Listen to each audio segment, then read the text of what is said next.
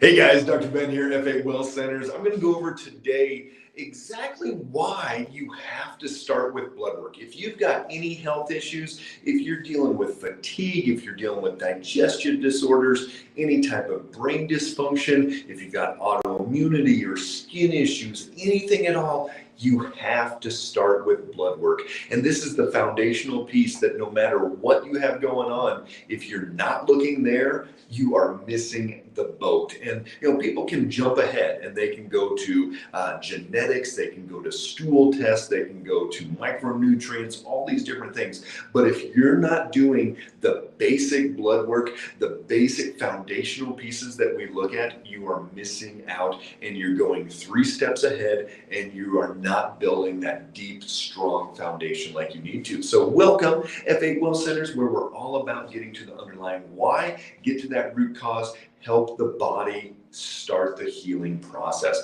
We see it all the time, whether it's on Facebook or Instagram or TikTok or YouTube. We have people contacting all the time and dealing with so many health issues. They're dealing with brain fog, they're dealing with fatigue, they're dealing with autoimmune conditions or fibromyalgia diagnosis or anxiety, or their gut's not right. They're going 7 times a day, or they're going only once every 7 days.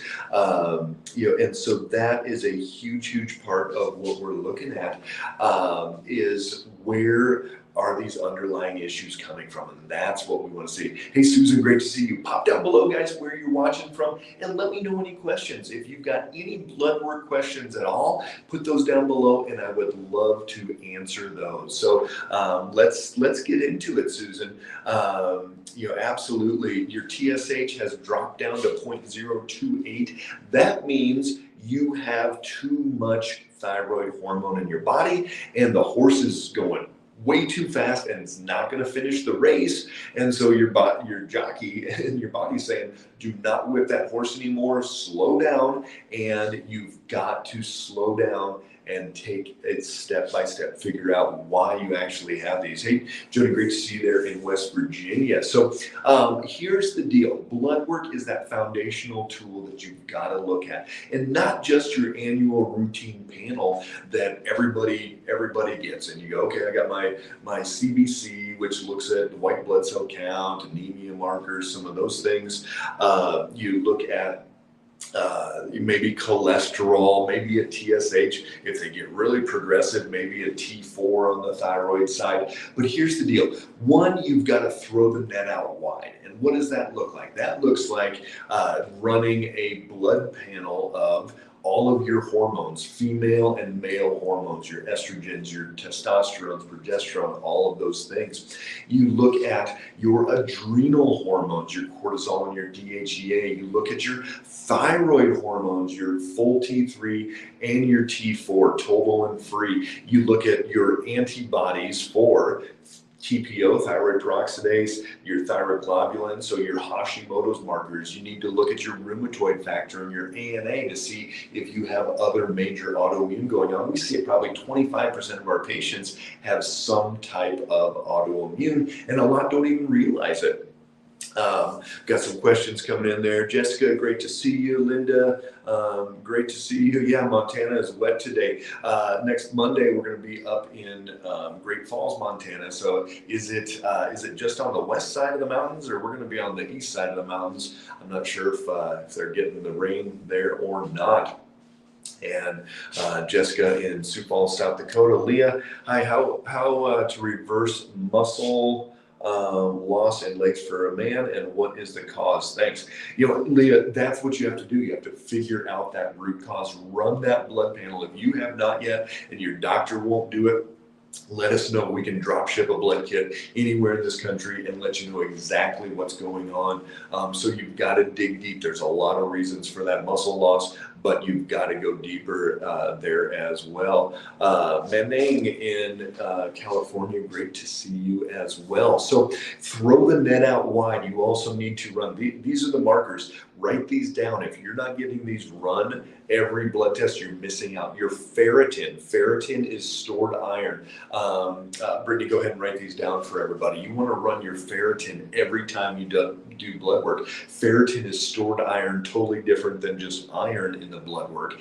And the ferritin, if it's up too high, you're going to be getting inflammation. It's a sign that your liver's off. You've got insulin resistance, all these things. The optimal range for ferritin is 40 to 125. If it's over 125 for women, 150 for men, you have too much stored iron, and it's usually telling us about inflammation, triglycerides, insulin resistance, all of these things. If it's under 40, it's more of an anemia issue where we don't have enough iron, and that is going to be because of malabsorption, leaky gut, digestion issues through there. So you've got to be in that good range on the ferritin. Most doctors are not running that. You need to run your GGT, so write this down as well. GGT is a liver enzyme. Most doctors just run AST and ALT, but not the GGT. If your AST and ALT are high, you've got to know why. If the GGT is high, it's more of a fatty liver coming from that blood sugar side of things. In the old days, it was from drinking,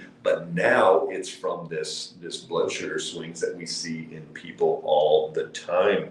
Hey Kendra, good to see you. What could be causing itchy spot on my neck? Lymph nodes, and didn't feel anything abnormal but the recurring itchy spot. So most skin things, if you have any type of skin, whether that's an eczema, a rash, anything on the neck, look to the gut first. That's the most likely reason why you're going to see those issues. And you've got to start looking at the microbiome, looking at the leaky gut. In the blood work, you want to look for, so for leaky gut eosinophils, the percentage, if it's over 2, very good chance you got some leaky gut. You want to look for that ferritin. If ferritin is low, probably some leaky gut in there as well. So some different markers that we're looking at to see what that digestive tract is doing. Hey, Lorraine, good to see you. Sherry, good to see you in Nebraska there. My parents were just out fishing in Scottsbluff for the last 3 days out in the ponds and in their float tubes doing a bunch of fishing. So, all right, Camille, thanks for the recommendation for the Celtic sea salt electrolytes. That's awesome. They work, absolutely they work, so keep that up. So yeah, she's talking about putting the Celtic sea salt, put that in your water, way cheaper than buying electrolytes. Put a little bit of lemon juice, lime juice, something like that in there, and it makes a great alternative to Gatorade, etc. So ferritin, GGT, you want to test your insulin non-fasting. I love doing our blood work non-fasting. Most people are like, oh my gosh, why are we doing this non-fasting?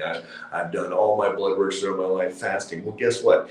Your body can compensate for over that 12-hour period of fasting and not be able to do what it's supposed to do. So you're gonna be able to kind of overcome some of these imbalances. But if we're testing it non-fasting, we're gonna be able to see it exactly where it is throughout the day, and you're just fluctuating around. And your insulin, non-fasting insulin, we don't want it over like 10 or 12, and we'll see people at 50, 75, 100, 150 even, and that's an indication some major insulin resistance.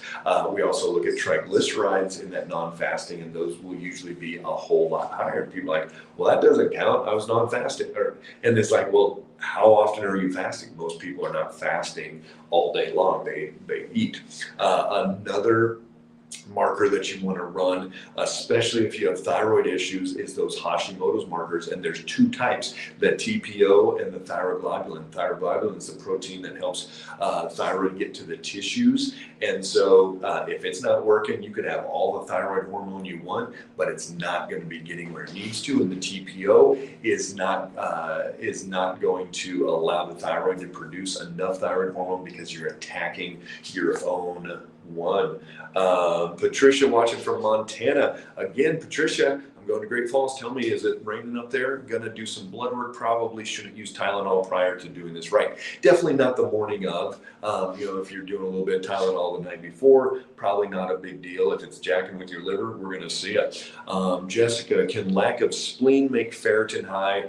So here's the deal. My wife doesn't have her spleen, had it removed when she was 18 years old, had her MMR booster going into college, triggered autoimmune, started attacking her platelets. So they said you can be on prednisone the rest of your life, or you can take out your spleen. So guess what? Like any good little 18-year-old would do, like, screw that. I don't want to be on prednisone. And so she went through the process, had her spleen removed, and didn't fix the why. So we've been over the years, working on getting her body fixed up. So her ferritin is not just high. So I do not see ferritin high just because somebody does not have their spleen. It's probably because of inflammation, insulin resistance, triglycerides high, some things like that. So great questions, guys. So the blood work, one, throw the net out wide, cast it really wide, see what's going on. Number two, we've got to narrow it down then. So if you remember statistics class, you've got your bell curve, and that's going to be the average person that comes into the lab. Nothing to do with health, nothing to do with optimal, where it should be. So we narrow it down to where healthy people should be. So just like the ferritin, some labs will say like 15 all the way up to 400.